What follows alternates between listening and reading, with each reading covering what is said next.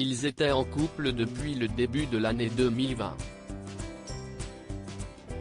Après plusieurs mois d'amour, Rita Ora et Romain Gavras ont mis un terme à leur relation, juste avant Noël, comme le rapporte le Daily Mail. Le journal, qui s'est entretenu avec un porte-parole du réalisateur, a rapporté les raisons de cette rupture. Romain et Rita ont essayé de faire en sorte que cela fonctionne, mais ils ont tous deux convenu que ça coinçait. Ils restent proches, mais il est tout simplement impossible de maintenir une relation dans laquelle ils se voient à peine. Et pour cause, toujours selon ce proche de Romain Gavras, les engagements professionnels respectifs des deux artistes étaient trop chronophages, si bien que les deux tourtereaux ne se voyaient quasi plus. Et compte tenu de leur emploi du temps chargé pour 2021, la fin de la relation était signée dès la fin de l'année dernière, a ajouté la source.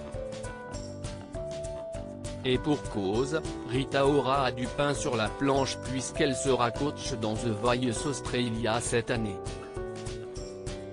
La chanteuse de 30 ans, désormais installée à Sydney, n'est pas à son premier coup d'essai en tant que juge dans un télécrochet musical puisqu'elle a été membre du jury de The Voice UK en 2015, ainsi que des émissions X Factor et Masked Singer. Pour cette version australienne du programme, Rita Ora retrouvera à ses côtés le chanteur Keith Urban, connu par les aficionados de musique country, mais aussi par les fans de Nicole Kidman, son épouse depuis 2006. Rita Ora, qui sont ses ex-petits amis?